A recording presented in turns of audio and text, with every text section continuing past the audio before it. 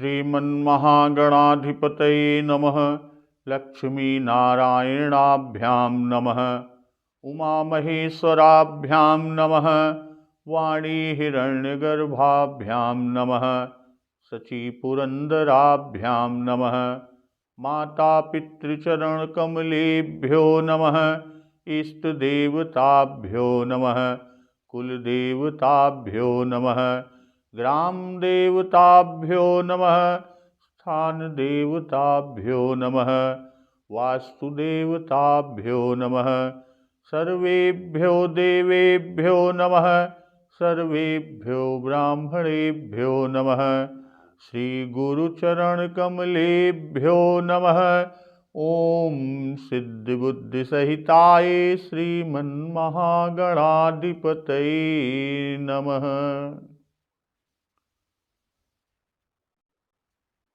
श्री रामानुज लक्ष्मण जी निषाद राज जी की मोह को दूर करते हैं और कहते हैं, सखा समुझे अस परिहरि मोहु, सिय रघुबीर चरण रत होहु।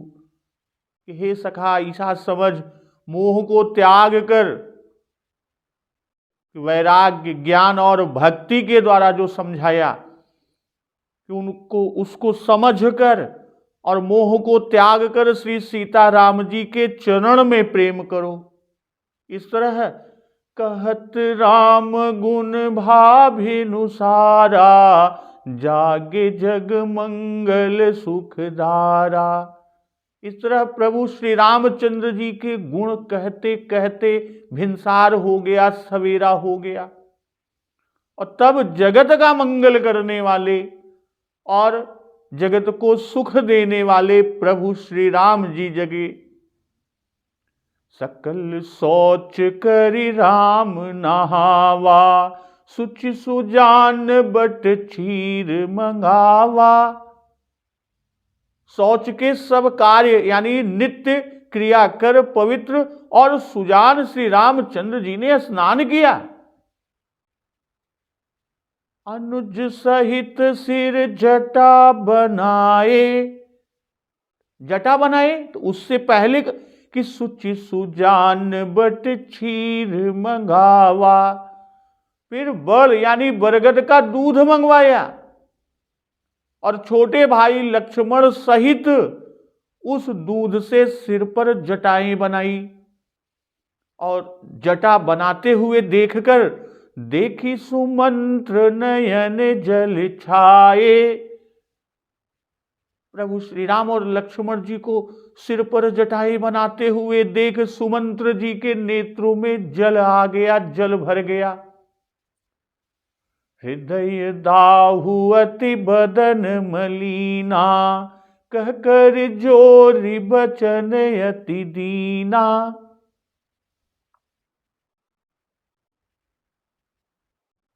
सुमंत्र जी का हृदय अत्यंत जलने लगा, मुंह मलिन हो गया, मुंह उदास हो गया और हाथ जोड़कर कह कर जोरी बचन अति दीना। हाथ जोड़कर अत्यंत दीन वचन में बोलते हैं। कौन? सुमंत्र जी। कि नाथ कहु अस कोसल नाथा, लय रथु जाहु राम के साथा। हे नाथ, मुझे कौशलनाथ कौशलपति दशरथ जी ने यह आज्ञा दी कि तुम रथ लेकर श्री राम जी के पास जाओ और वहां जाकर बनु दिखाई सुर सरी अनवाई, आने हु फेरी बेगी दो भाई। वन को दिखाकर गंगा स्नान कराकर दोनों भाइयों को तुरंत लौटा लाना।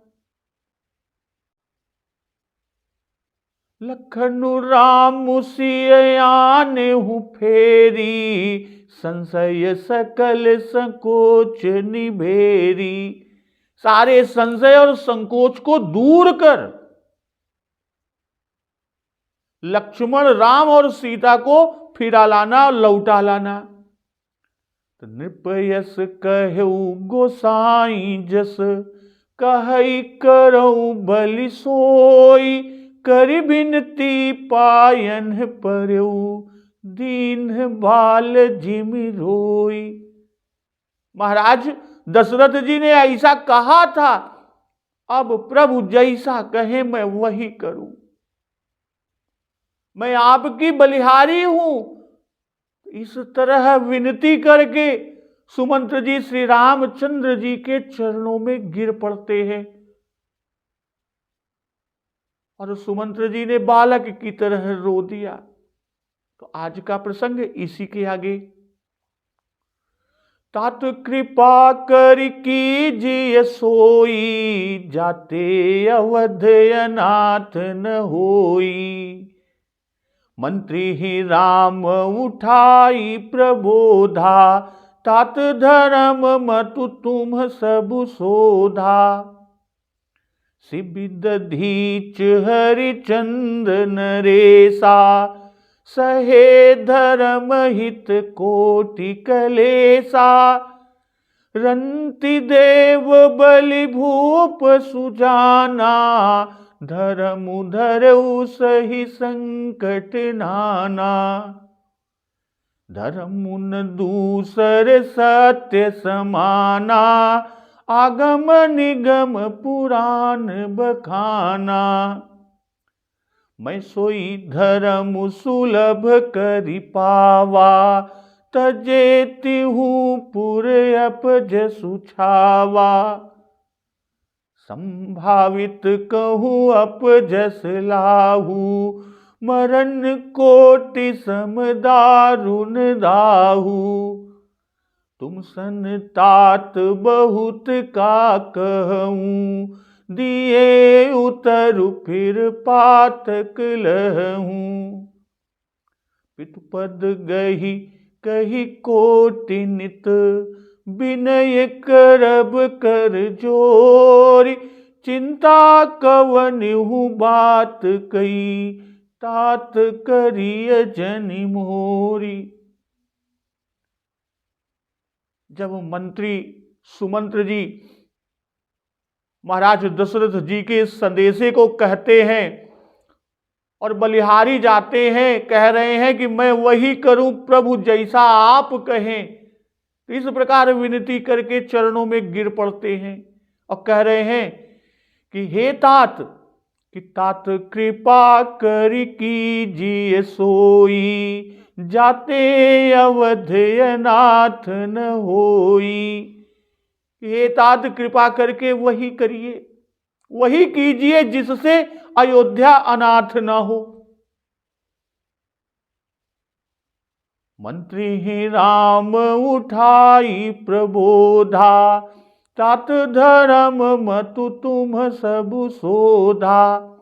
तो प्रभु श्री रामचंद्र जी ने मंत्री सुमंत्र जी को उठाकर धैर्य को बधाते हुए उनका धैर्य देत की समझावत है कि हे तात, आपने तो धर्म के सभी सिद्धांतों को छान डाला है, सारे सिद्धांतों को आप जानते हैं।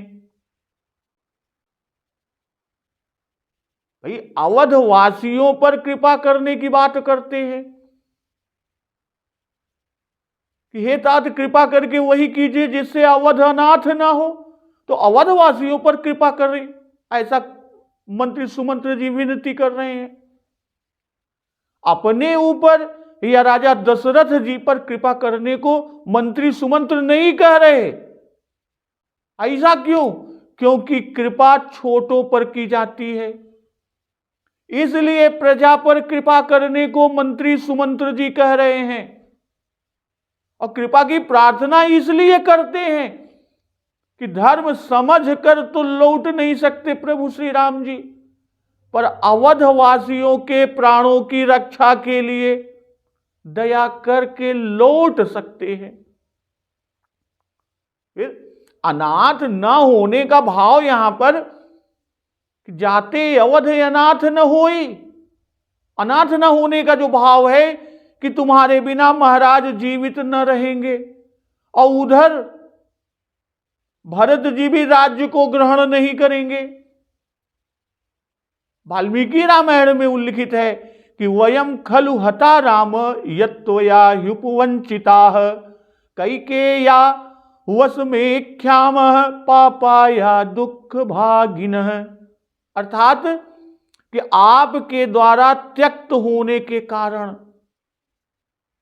हम लोग तो मारे ही गए, अब हम लोग पापिन कैकेयी के अधीन रहेंगे और बहुत सारे दुख उठावेंगे। यह भी भाव अनाथ होने में ये वाल्मीकि रामायण में उद्धृत है। और यहां बाबा गोस्वामी तुलसीदास जी आगे लिख रहे हैं कि मंत्री ही राम उठाई प्रबोधि।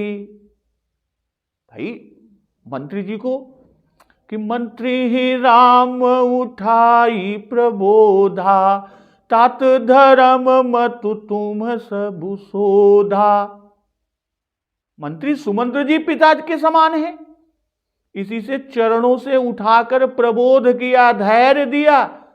जैसे माता जी को प्रबोध किया था कि बरस 4 10 विपिन बसी, जैसे प्रजा को भी समझाया था कि कही सप्रेम मृदु बचन सुहाए बहुविधि राम लोग समुझाए और किए धर्म उपदेश घनेरे।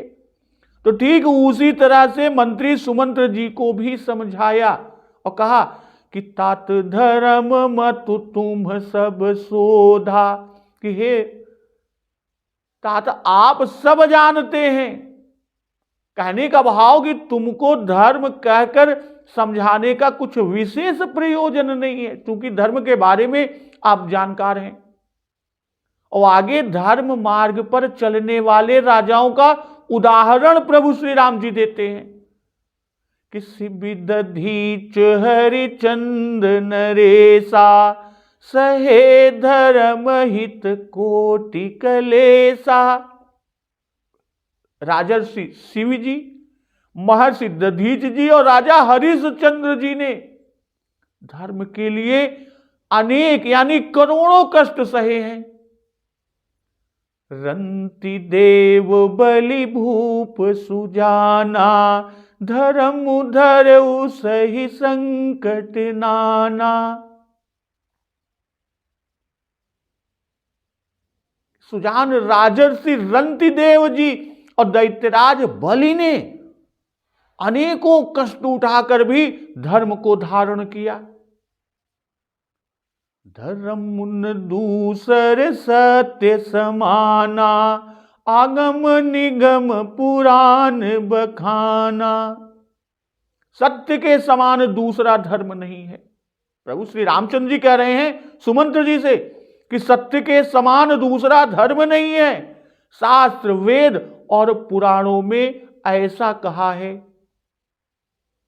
मैं सोई धर्म सुलभ करि पावा तजे तिहु पुर अपज सुछावा। और वही धर्म यानी सत्य के समान दूसरा धर्म नहीं, जिसे शास्त्र वेद और पुराणों में कहा है, तो मैंने सहज में ही वही धर्म पाया है। तो उसके छोड़ने से तीनों लोकों में सिर्फ अपयश यानी अपकीर्ति ही फैलेगी। सिबिदधीच हरचंद नरेसा सहे धर्म हित कोटि कलेसा। रंति देव बलि भूप सुजाना धर्म धरऊ सही संकट नाना। भूप सुजाना, भाई ये दोनों राजा धर्म की गति के जानने में बड़े प्रवीण थे। इसी से अनेक संकटों को सहकर भी धर्म की रक्षा करते रहे। रंति देव जी को 48 दिन पर भोजन मिला, सो भी उन्होंने अतिथि को दे दिया, अपने प्राणों की परवाह न की। तो श्री रंति देव जी की बारे में कि ये पुरु के वंश में, या इस तरह से कहें कि दुष्यंत के पुत्र श्री भरत जी के वंश में राजा संस्कृति के पुत्र हुए। रंति देव जी धन कमाने के लिए कोई विशेष उद्योग नहीं करते थे, कोई प्रयत्न कोई प्रयास विशेष रूप से नहीं करते थे। प्रारब्ध के अनुसार जो कुछ भी मिल जाता वही स्वीकार कर लेते। प्राप्त वस्तु भी नहीं रखते थे, जो कुछ भी मिलता दूसरों को दे डालते थे।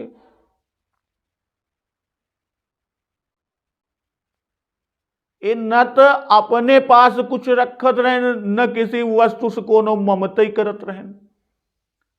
हृदय में बड़ा धैर्य रहा श्री रंति देव जी के। रंति देव जी ने अकेले ही नहीं किंतु अपनी स्त्री और पुत्र के सहित आकाश वृत्ति ग्रहण कर रखी थी, अर्थात जीविका के लिए कर्म चेष्टा से शून्य रहकर जो अकस्मात अनाश्रित आ जावे उसी को ले लेते थे, विशेष प्रयत्न नहीं करते थे। इससे उनके शरीर क्षीण हो गए थे। एक बार तो लगातार 48 दिन इसी तरह बीत गए कि उन्हें जल तक पीने को न मिला। स्त्री पुत्र सहित रंति देवजी अवसन्न पड़े थे।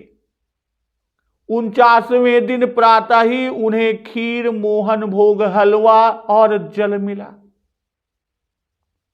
और ये लोग भोजन करने को ही थे, बस भोजन कर ही न चलत रहें कि एक ब्राह्मण अतिथि के रूप में आए गए। तो राजा जी उस अन्न में से ब्राह्मण को आदर और श्रद्धा पूर्वक खिला दिया। अब ब्राह्मण के जाने पर जो बचा उसे तीनों में बांटकर जैसे खाने को हुए, जैसे खाई चले। एक अतिथि और आ गया। राजा जी ने उस अन्न में से उसको भी संतुष्ट किया।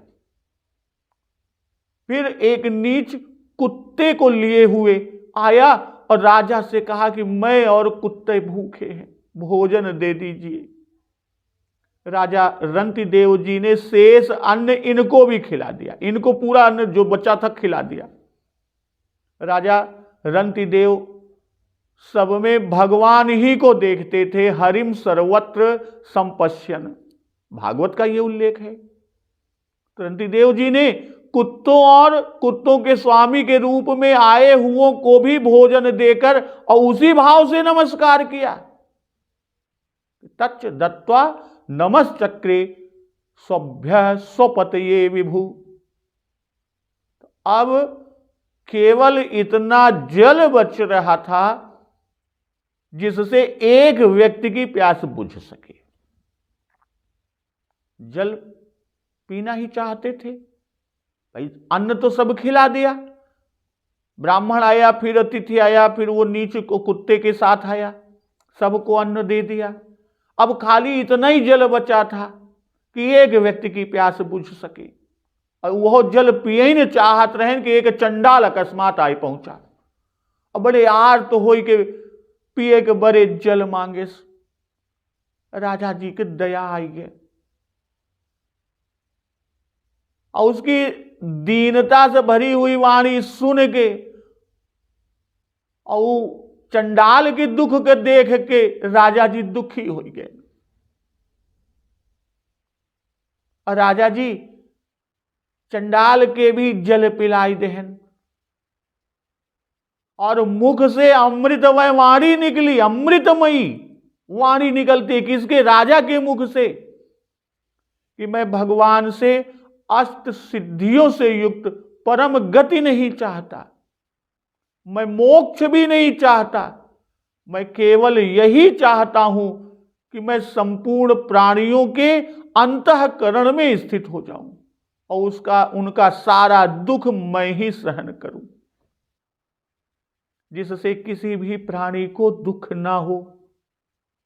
तो चांडाल की प्राण रक्षा करने में राजा रंति देव को बड़ा सुख हो रहा था। वे सोचते थे कि इसको यह जल देने से मेरी भूख, प्यास, भ्रांति, चक्कर आना, दीनता, क्लांति, शोक, विषाद, मोह सब निवृत्त हो गए।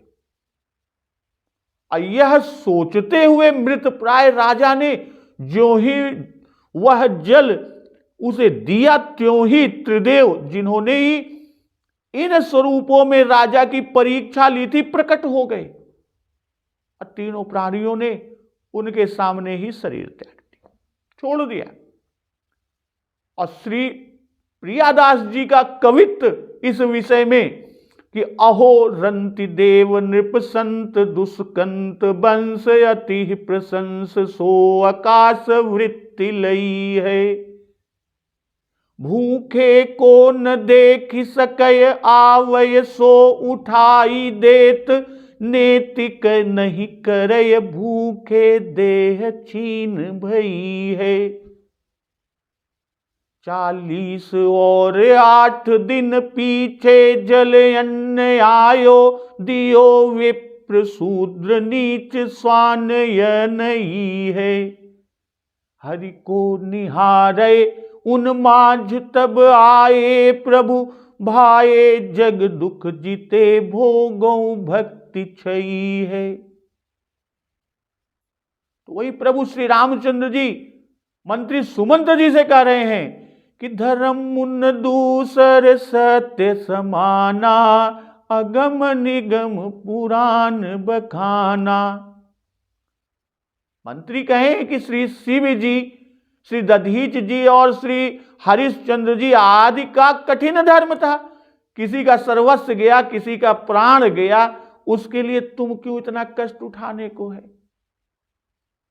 इसलिए प्रभु श्री राम जी पहले ही कह रहे हैं कि सत्य के समान दूसरा धर्म नहीं, और उस पर भी वेद शास्त्र और पुराणों का प्रमाण भी देते हैं। कैकेयी ने भी राजा से कहा कि आहु सत्यम ही परमम धर्मम धर्म विदो जनाह। भाई धर्म रहस्य के ज्ञाता लोग ही कहते हैं कि सत्य ही परम धर्म है। एकाक्षर ब्रह्म भी सत्य ही है और सत्य ही समस्त धर्म प्रतिष्ठित वर्तमान है। जाबाली ऋषि को उत्तर देते हुए श्री रामचंद्र जी ने उनके विरोध में वेदानुसार वचन कहे, ऐसा वाल्मीकि जी लिखते हैं। तो उनमें से कुछ वचन कि लोक में धर्म की पूर्ति सत्य से ही होती है, कि धर्म सत्य परो लोके मूलम सर्वस्य चोच्यते। इसलिए सत्य सबका मूल कहा जाता है। सत्य ईश्वर ही है, सत्य सबका मूल है और उससे बढ़कर श्रेष्ठ पद नहीं है। दान यज्ञ होम तप वेद सबों का मूल सत्य ही है। और प्रभु कह रहे हैं कि मैं सोई धर्म सुलभ करि पावा तजेति हूं पूरे अपज सुछावा। पिता जी के वचन को सत्य करना यह सब धर्मों से श्रेष्ठ है कि पितु आयसु सब धर्मक टीका। और वही धर्म मुझे सुलभता से भी मिल गया। सोई धर्म सुलभ करि पावा, कहने का भाव कि राजा लोगों ने साधारण धर्म के पालन करने में अपने प्राण तक दे दिए। अब मुझको तो विशेष धर्म की प्राप्ति में भी कुछ क्लेश न मिला, विशेष प्रयास नहीं करना पड़ा। अपावा कि यह दुर्लभ धर्म हमको भाग्य से सुलभ हुआ। केवल वन में जाकर थोड़े दिन रहने से ही काम चल जाएगा, सत्य प्रतिज्ञा का यश भी प्राप्त हो जाएगा और उसके न करने से अपयश होगा। श्री राम जी धर्म धारण करने में बड़े कादर थे। सुलभ धर्म भी न धारण कर सके, तिहु पूरे अपजस उछावा, तीनों लोकों में निंदा होगी, अपयश होगा, क्योंकि पिता के वचन का त्याग पाप है और पाप का फल अपयश है। बिन वघ अजस की पावई कोई। और उत्तम लोग जो होते हैं वो अपवाद को डरते हैं।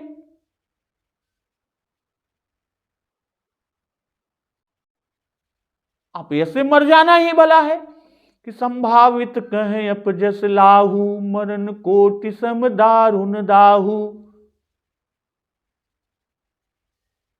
इसलिए कहते हैं कि संभावित कहूं अपजस लाहू मरण कोटि सम दारुण दाहु।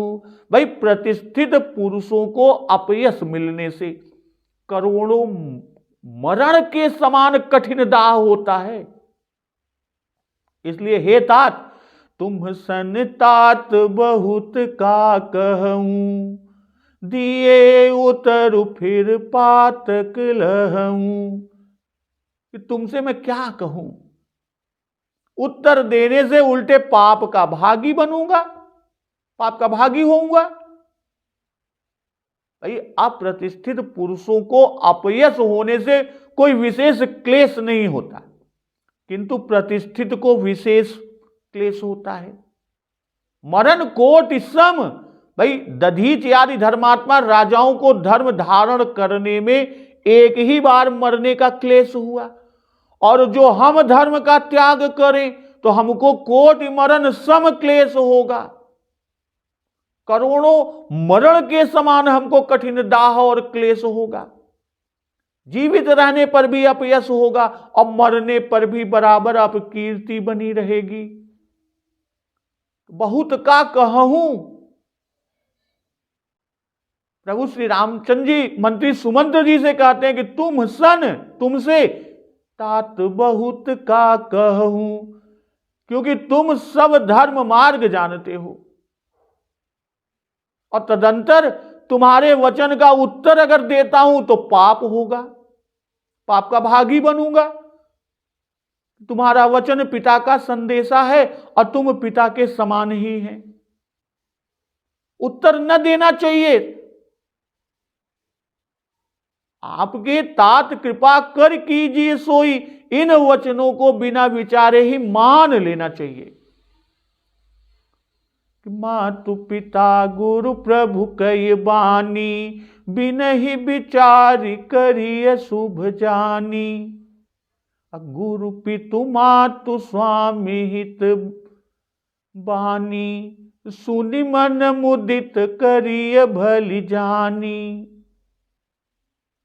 उचित की अनुचित किए विचारू, धर्म जाई सिर पातक भारू। इसलिए उत्तर देने से पाप होता है। इसी से मैंने धर्मात्माओं का उदाहरण मात्र दिया है, आपके वचन का उत्तर नहीं दिया कि आप तो स्वयं समझदार हैं, स्वयं समझ लीजिए। और आगे प्रभु श्री रामचंद्र जी कह रहे हैं कि पितु पद गही कही कोटिनति, विनय करब कर जोरी। पिता के चरण पकड़ के, हमारा कोटिशः नमस्कार करके, कोटिनति, अब विनय करब कर जोरी, हाथ जोड़कर विनती करिएगा। क्या? चिंता कवन्यु बात कई, तात करिय जनि मोरी। हे तात, मेरी ओर से किसी भी बात की चिंता न कीजिए।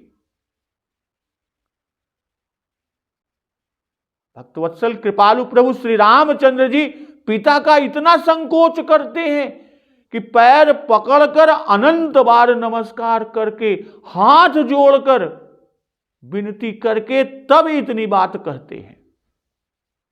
ऐसा संकोची स्वभाव प्रभु श्री राम जी का है। और श्री भरत जी का भी ऐसा ही स्वभाव है, जैसा उत्तरकांड में मिलेगा कि संकोच के कारण भरत जी संतों के लक्षण न पूछ सके, किंतु हनुमान जी से प्रश्न कराया। श्री भरत जी ने स्वयं कहा है कि मोहु स्नेह संकोच बस, सन्मुख कही न बैन। अब बड़े लोग अपने से बड़ों का संकोच मानते ही हैं, मानना भी चाहिए। कहने का अभिप्राय यहां पर कि जितनी बार नमस्कार कहना, उतनी ही बार पैर छूना। श्री राम जी ने दूसरी 4 दिन वाली आज्ञा को नहीं माना। प्रभु समझ रहे हैं कि पिताजी को मेरी बड़ी चिंता है कि कैसे वनवास में समर्थ होंगे, इसलिए 4 दिन में ही लौटाने को कहलाए।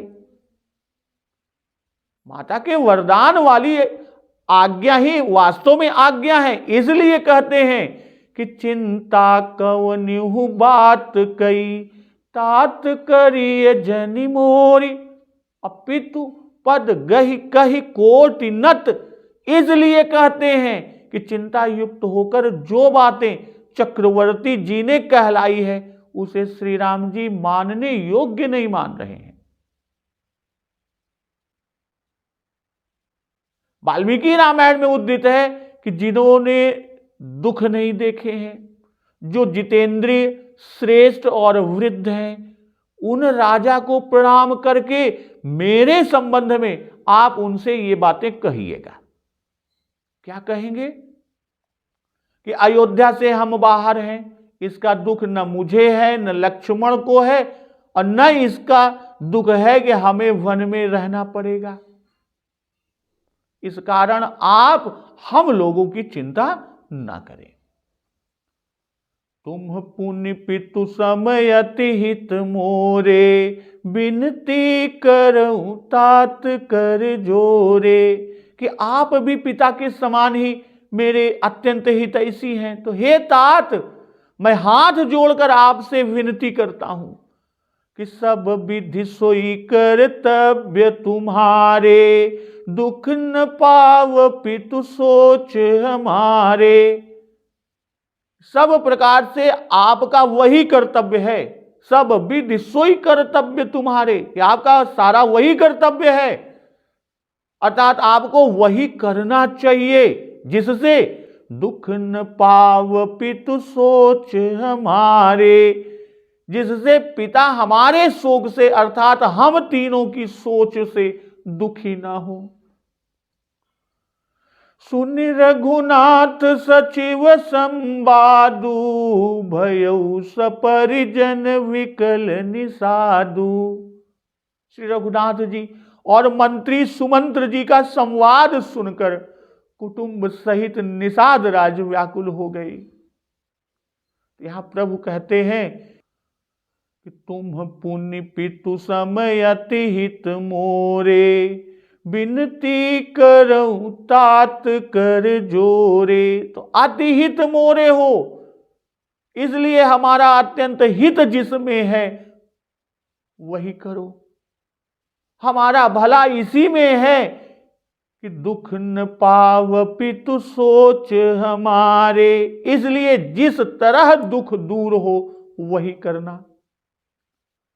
मंत्री सुमंत्र जी पिता के समान हैं, इसलिए इनसे हाथ जोड़कर प्रभु श्री राम जी विनती कर रहे हैं, और पिता के समान इनका भी संकोच या लिहाज करते हैं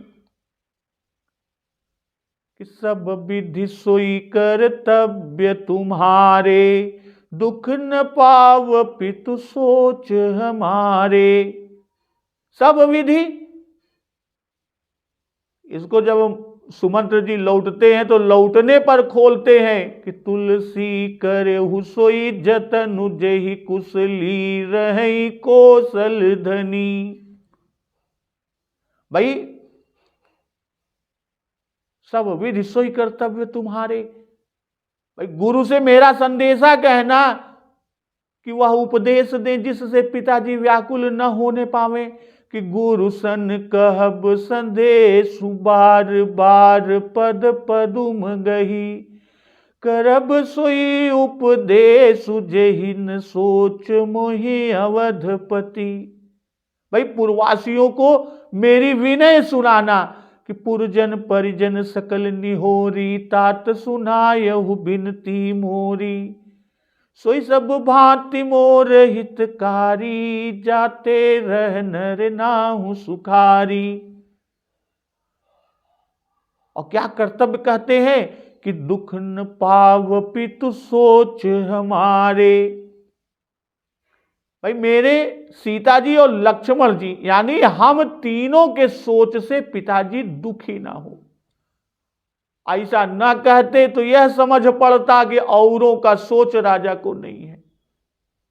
वाल्मीकि रामायण में उद्धृत है कि इक्ष्वाकु वंश का आपके समान मित्र मैं दूसरे को नहीं देखता, इसलिए आप वही प्रयत्न करें जिससे महाराज दशरथ मेरे लिए सोच ना करें, मेरी और राजा की प्रसन्नता के लिए आप अयोध्या जाएं।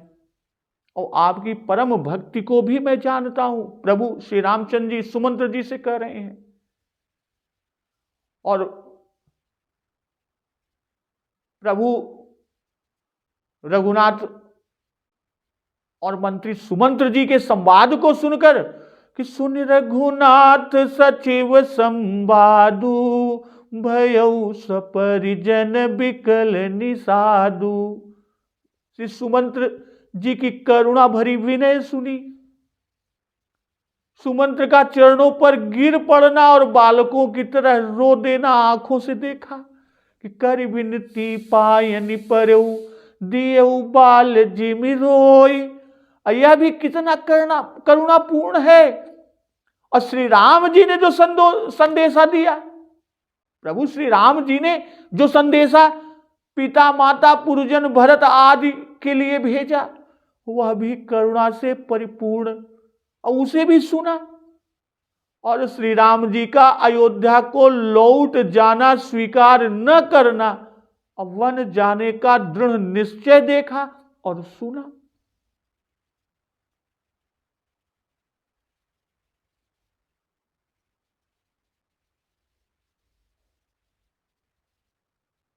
भयउ सपरिजन विकल निषादु।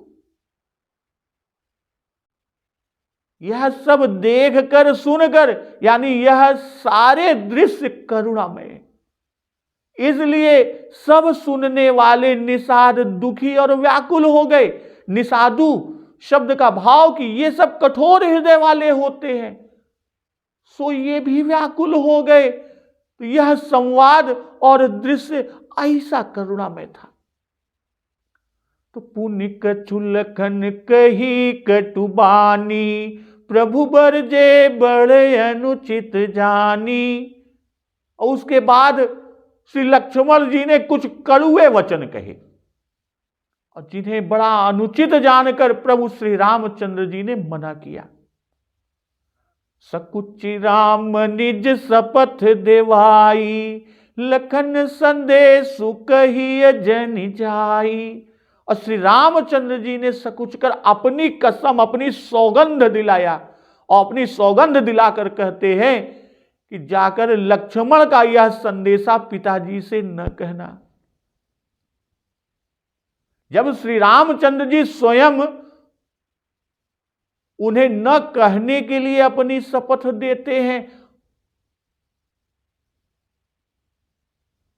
तो बाबा गोस्वामी तुलसीदास जी ये कैसे लिखते कि लक्ष्मण जी ने क्या कहा। हाँ, यह अवश्य है कि जो वचन वे बोले थे लक्ष्मण जी ने, वे बड़े कटु थे। तो ऐसा भाषण बिना क्रोधी, बेलगाम और गुरुजन निंदक के अतिरिक्त किसी भी पुत्र से नहीं हो सकता।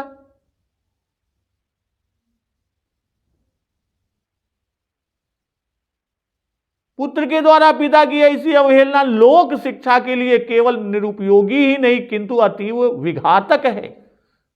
यही समझकर ऐसा मालूम पड़ता है कि लखन कहे कछु बचन कठोरा, लखन कहे कछु बचन कठोरा।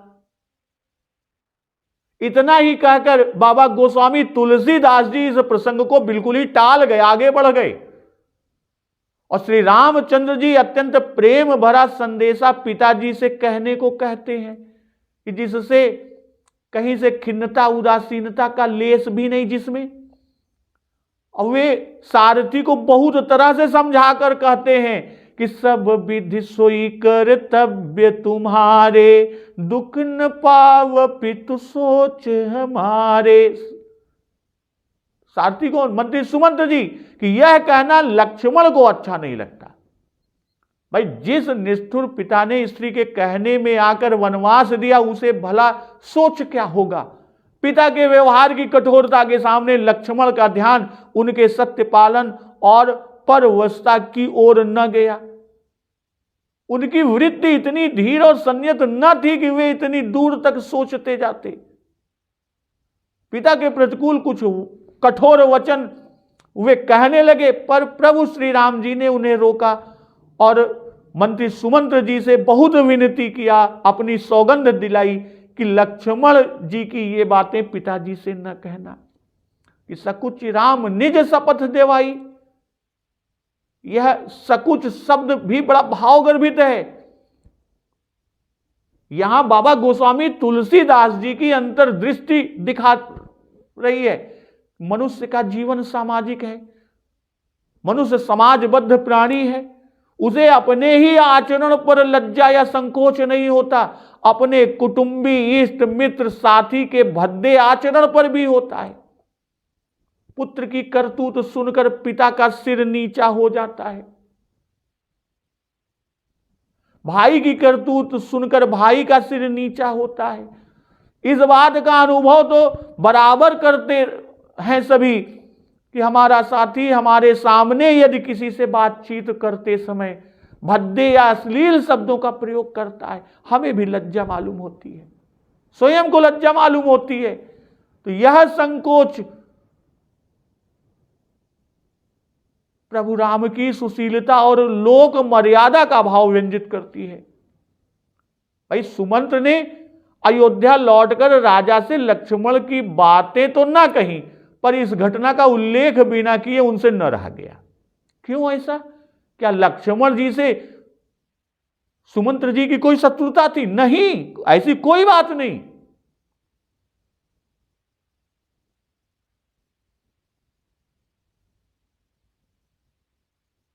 राम के शील का जो अद्भुत उत्कर्ष सुमंत्र जी ने देखा, उसे वह हृदय में न रख सके।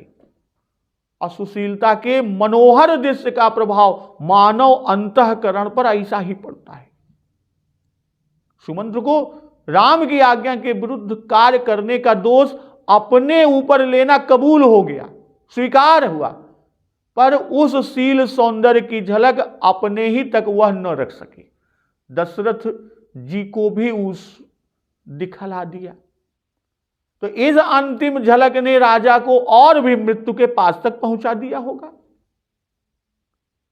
पूज्य संतजन और टीकाकारजन लिखते हैं कि लक्ष्मण जी का निश्चय यह था कि गुरु पितु मातु न जानऊ काहू, और इस निश्चय के अनुसार ही वे दशरथ जी को पिता नहीं मानते, बल्कि इस प्रभु श्री राम को ही पिता और माता जानकी को ही माता।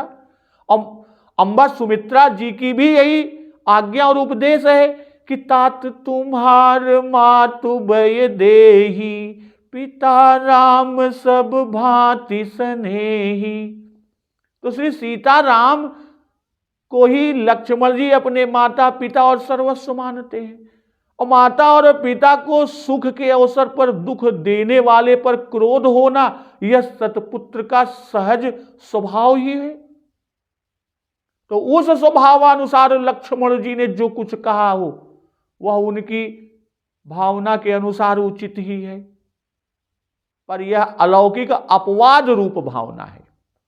श्री राम जी तो दशरथ जी को पिता मानते हैं, इसलिए उन्होंने लक्ष्मण को विशेष कहने नहीं दिया, या उन्होंने लौकिक व्यवहार मर्यादा के अनुकूल ही किया। और प्रभु श्री रामचंद्र जी कि प्रभु बर जेऊ बड़े अनुचित जानी।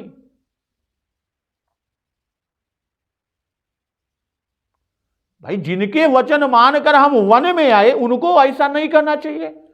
पिता को कटु वचन कहना बड़ा अनुचित है।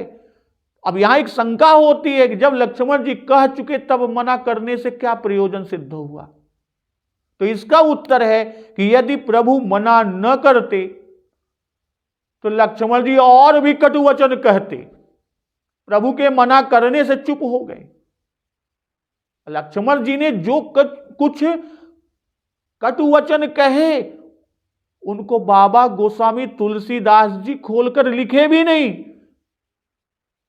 इसमें बाबा गोस्वामी तुलसीदास जी के हृदय का उच्च भाव दिखाई दे रहा है। कितना उत्कृष्ट विचार है। जब श्री राम जी स्वयं ही सुमंत्र जी को मना करते हैं और प्रार्थना करते हैं कि कहना नहीं, तो फिर हम और कोई उसे कैसे कह सके? तो सकुच राम निज शपथ देवाई, लखन संदेशु कही जनि जाई। श्री राम जी के सकुचने का भाव यहां पर कि सुमंत्र जी जानते हैं कि लक्ष्मण जी राम जी की इच्छानुकूल काम करते हैं, इसलिए इन कटुवचनों में भी राम जी की सम्मति अवश्य होगी, नहीं तो कदापि ऐसा वचन पिता के प्रति न कह सकते। कदाचित सुमंत्र जी ऐसा समझें, ऐसा विचार कर प्रभु श्री राम जी सकुच गए और अपनी शपथ दिलाते हैं, सौगंध दिलाते हैं, क्योंकि प्रभु श्री राम जी जानते हैं हमारे समान इनको कोई और प्रिय नहीं, तो हमारी शपथ सुनकर ये बातें राजा जी से न कहेंगे। और लखन संदेश, लक्ष्मण जी ने सुमंत्र जी से कहा था कि जैसा हम कहते हैं वैसा ही जाकर कह देना, और इसी संदेश को प्रभु श्री राम जी अपनी सौगंध दिलाकर कहते हैं कि राजा जी से न कहिएगा। तो कह सुमंत्र पुनि भूप संदेशु, सही न सकी हसी बिपिन कलेसु। सुमंत्र जी ने फिर राजा के संदेशा कहा कि सीता वन का क्लेश न सह सकेंगी, कि जही विधि अवधे आव फिर सिया, सोई रघुबर ही तुम ही करनिया। कि जिस भी प्रकार से सीता जी अवध को लौट आवे, रघुवर को और तुमको वही करना चाहिए, और यही तुम दोनों का कर्तव्य है। तरुण निपट अवलंब विहीना, मैन जी अब जिमि जल बिनु मीना। और नहीं तो बिल्कुल ही आश्रय, आधार, सहारा या अवलंब रहित तो होने से मैं जीता नहीं बचूंगा, जीवित नहीं रहूंगा, जैसे बिना जल के मछली जीती नहीं रह सकती। भाई लक्ष्मण जी का संदेशा न कहना, जब रामचंद्र जी यह कह चुके तब राजा का संदेशा कहने के पीछे सुमंत्र जी को क्या, तो उसको संदेशे को कहने का भाव कि श्री राम जी का उत्तर सुनकर सुमंत्र जी विकल हो गए थे, इसी से राजा का संदेशा कहने को भूल गए थे। और जब राम जी ने लक्ष्मण जी का संदेशा कहने के लिए मना किया, तब उनको याद आया कि रे राजा जी ने अभी कुछ और कहा है। इसलिए जब उनका संदेशा द्वारा न लौटना निश्चित हुआ, तब दूसरे संदेश को कह रहे हैं कि पुनि, कि राम जी के वचन के अनंतर एक संदेशा तो कह चुके थे, लखन राम सिंह आने उफेरी, अब दूसरा संदेश कहते हैं जो केवल सीता जी के निमित्त था। जब तीनों को फेरने को राजा ने कहा था, तब तीनों की सुकुमारता भी कही थी कि सुठ सुकुमार कुमार दो, जनक सुता सुकुमारी। इसलिए जब केवल सीता के लौटने का संदेशा कहने लगे, तब सीता जी की ही सुकुमारता कही। तो जही विधि अवध आव फिर सिया, सोई रघुबर ही तुम ही करनिया। जब राजा जी ने सीता जी के लौटाने के लिए कहा था, तब उसकी विधि भी बताई थी कि ऐसा कहना कि सास ससुर यश कहे संदेशु, परंतु रघुवर को कुछ विधि नहीं बताई कि तुम इस प्रकार सीता को लौटाना, क्योंकि वे जानते हैं कि राम जी की आज्ञा से वे लौट आवेंगी। श्री सीता जी के लौटाने में राम जी ही प्रधान है। अन्नतर निपट अवलंब विहीना, श्री जानकी जी का लौटना अवलंब है कि यही विधि करे उपाय कदम्बा, फिर तो होई प्राण अवलंबा। और उनका न लौटना निपट अवलंब विहीन होना है। मीन का दृष्टांत देते, मछली का, क्यों?